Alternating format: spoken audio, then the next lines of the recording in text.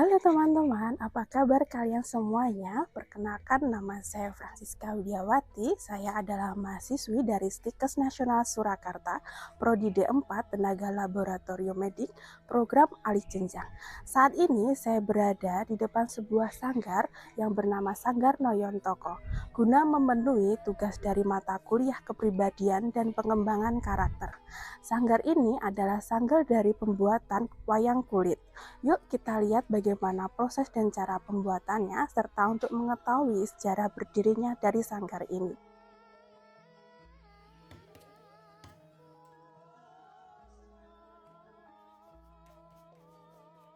Assalamualaikum warahmatullahi wabarakatuh. Saya Budi Warsito, atau lebih dikenal dengan Budi Bebek Dalang. Saya adalah pengelola atau pengasuh dari Sanggar Wayang Noyontoko yang bergerak di bidang seni, khususnya di bidang wayang, baik itu dari proses pembuatan wayang maupun penyelenggaraan pentas wayang.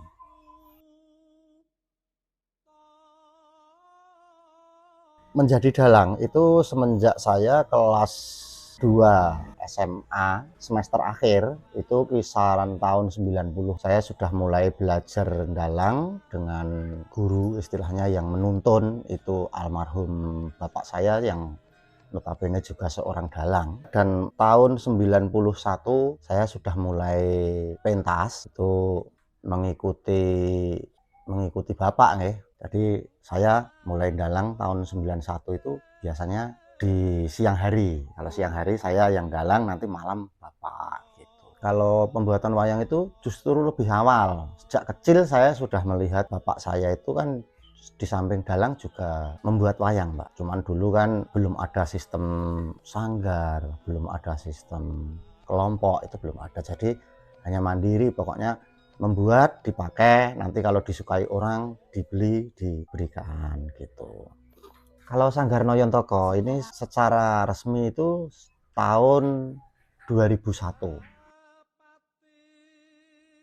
Dengan keahlian masing-masing, sing mahat khusus mahat, yang nyungging khusus nyungging.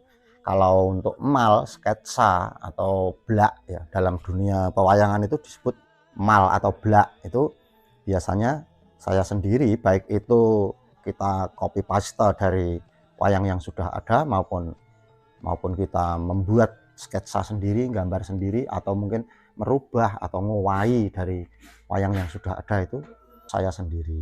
Nanti pemilihan kulit saya kerjasama sama penatah, akhirnya dikerjakan oleh yang mahat atau yang natah. Setelah saya mal, nanti dia yang mengerjakan, yang natah. Nanti setelah proses natah itu selesai, disungging. Sungging itu tukang mewarnai, Mbak. Nanti setelah sungging, proses selanjutnya itu nggapiti itu memberikan garan itu loh, Mbak. Itu saya sendiri.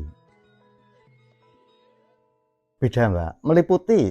Memang kita itu di sanggar ini kan proses pembuatan, Mbak. Jadi kita itu meliputi berbagai macam pemesanan, baik itu wayang dalang, wayang persewaan, terus ada lagi wayang hias, ada lagi souvenir. Job-job untuk itu kita terima semua, cuman proses pengerjaannya yang lain-lain. Menawi untuk pemesanan dalang itu rata-rata lebih jeli, lebih rapi, baik dari segi pemilihan bahan, nyetelnya kulit, sampai nanti proses nggapiti itu lain dengan yang persewaan. Kalau persewaan itu harganya lebih bisa ditekan, cuman proses pengerjaannya juga tidak sedetail dari pemesanan dalang. Wujud-wujud lain untuk souvenir itu ada, kita juga menerima pemesanan. Terus untuk kadang kita untuk wayang-wayang hias itu kadang untuk teman sanggar lain dari lain daerah, kita kerjasamanya sesama sanggar. Wayang itu uniknya begini, wayang itu sudah pasti seperti itu, pengerjaannya seperti itu. Jadi ada patokan, ada watonan untuk pengerjaan wayang itu yang harus diperhatikan. Semudahnya ya, wayang ini ruruh dalam arti dingklo, mau dirubah didangake. Tapi ornamen pembuatannya juga patokannya seperti itu. Oh, kalau rambut itu modelnya diseret, harus seperti itu. Ada 2 jenis rambut, yang di keongan atau digimbal.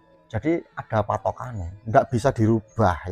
Pakaian-pakaiannya pun ada dasar-dasar pakaian jenis raja, pakaian jenis patih, jenis itu ada semua. Sistem pewarnaan gradasi ya, Mbak. Untuk yang model klasik itu patokannya ya sudah ada, Mbak. Juga tidak menutup kemungkinan untuk berkreasi, Mbak. Udah ada wayang yang namanya wayang klitik. Wayang klitik itu proses pembuatannya mengarah ke batik, seperti pembuatan batik. Itu kalau orang-orang yang mau berkreasi itu kadang digabung antara wayang purwo, antara wayang kulit dan wayang klitik, itu sistem pewarnaannya digabung, itu juga bisa.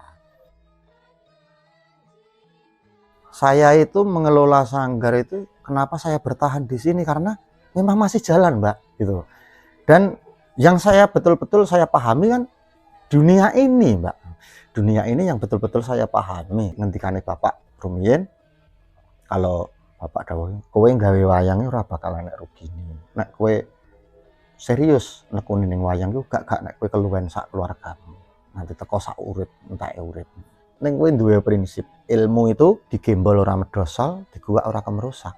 Terus nek kowe gelem telaten ning wayang, ora nek kowe sak keluargamu luwe, nganti sak uripmu. Kalau untuk memenuhi kebutuhan hidup kita, istilahnya mung butuh kita mempertahankan hidup, membiayai kehidupan, itu kita jadi pengrajin wayang pun sudah bisa, sudah cukup.